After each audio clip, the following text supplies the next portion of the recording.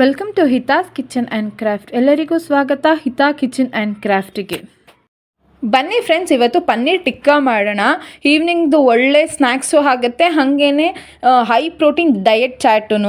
ಮೊದಲಿಗೆ ಒಂದು ಅರ್ಧ ಕೆ.ಜಿ. ಪನ್ನೀರ್ ತೊಗೊಳ್ಳೋಣ. ಅದ್ರ ಜೊತೆಗೆ ಒಂದು ಈರುಳ್ಳಿ, ಒಂದು ಕ್ಯಾಪ್ಸಿಕಮ್ಮು, ಒಂದು ಅರ್ಧ ಕಪ್ಪಷ್ಟು ಗಟ್ಟಿ ಮೊಸರು, ಹಾಗೆ ಹುರಿದಿಟ್ಕೊಂಡಿರೋಂತಹ ಕಸ್ತೂರಿ ಮೇಥಿ ತೊಗೊಳ್ಳೋಣ. ಅದ್ರ ಜೊತೆಗೆ 1-2 table spoon red chilli powder, 1-2 table spoon ಧನಿಯಾ ಪೌಡ್ರು, 1-ಅರ್ಧ table spoon garam masala, 1-2 table spoon tandoori masala, ಹಾಗೆ ಒಂದು ಅರ್ಧ ಲೆಮನ್ ತೊಗೊಳ್ಳೋಣ. ಅದಾದಮೇಲೆ ಮೊದಲಿಗೆ ಒಂದು ಈರುಳ್ಳಿ ತೊಗೊಳ್ಳೋಣ. ಅದನ್ನು ನೀಟಾಗಿ ಕಟ್ ಮಾಡ್ಕೊಳ್ಳೋಣ. ಒಂದು ಕ್ಯೂಬ್, ಒಂದು ಬಾಕ್ಸ್ ಇದಕ್ಕಾದರೂ ಮಾಡ್ಕೊಳ್ಳೋಣ. ಕಟ್ ಮಾಡ್ಕೊಂಡ್ಮೇಲೆ ಅದನ್ನು ನೀಟಾಗಿ ಬಿಡಿಸ್ಕೋಬೇಕು. ಹಿಂಗೆ ಸಪ್ರೇಟಾಗಿ ಬಿಡಿಸ್ಕೊಳ್ಳೋದ್ರಿಂದ ಅದ್ರದ್ದು ಏನು ನಾವು ಮಸಾಲೆ ಹಾಕ್ತೀವಿ ಎಲ್ಲ ಈರುಳ್ಳಿಗೂ ಅದು ಹಿಡಿಯತ್ತೆ. ಆಮೇಲೆ ಹಿಂಗೇ ಕ್ಯಾಪ್ಸಿಕಮನ್ನು ಅಷ್ಟೇ ಅದನ್ನು ನೀಟಾಗಿ ಕಟ್ ಮಾಡ್ಕೊಳ್ಳೋಣ. ಒಳಗಡೆ ಬೀಜ ಎಲ್ಲ ತೆಗೆದು ನೀಟಾಗಿ ಅದನ್ನು ಬಾಕ್ಸ್ ಟೈಪಲ್ಲೋ ಅಥವಾ ಕ್ಯೂಬ್ ಟೈಪಲ್ಲೋ ಯಾವ ಫಾರ್ಮಲ್ಲಿ ಬೇಕು ಅಥವಾ ಯಾವ ಶೇಪಲ್ಲಿ ಬೇಕು ನೀವು ಆ ಶೇಪಲ್ಲಿ ಕಟ್ ಮಾಡ್ಕೋಬೋದು.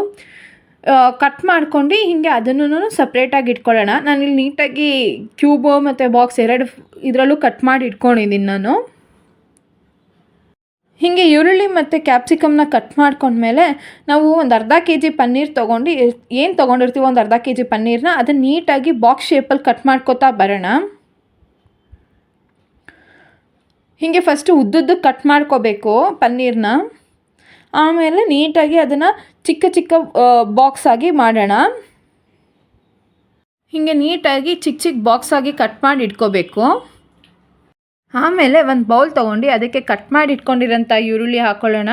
ಹಾಗೇ ನಾವು ನೆಕ್ಸ್ಟ್ ಕ್ಯಾಪ್ಸಿಕಮ್ನು ಹಾಕ್ಕೊಳ್ಳೋಣ. ಏನು ನಾವು ಕಟ್ ಮಾಡಿ ಇಟ್ಕೊಂಡಿರ್ತೀವೋ ಅದಷ್ಟು ಹಾಕ್ಕೊಳ್ಳೋಣ. ಅದ್ರ ಜೊತೆಗೆ ನಾವು ಏನು ಪನ್ನೀರನ್ನ ಕಟ್ ಮಾಡಿ ಇಟ್ಕೊಂಡಿರ್ತೀವೋ ಅದನ್ನು ನೀಟಾಗಿ ಅದನ್ನು ಹಾಕ್ಕೊಳ್ತಾ ಬರೋಣ. ಹಿಂಗೆ ಇಷ್ಟು ಹಾಕ್ಕೊಂಡ್ಮೇಲೆ ನೆಕ್ಸ್ಟ್ ನಾವು ಏನು ಹುರಿದಿಟ್ಕೊಂಡಿರೋಂಥ ಕಸ್ತೂರಿ ಮೇಥಿ ಇದೆಯೋ ಅದನ್ನು ಹಾಕ್ಕೊಳ್ಳೋಣ ಇದ್ರೊಳಗಡೆಗೆ.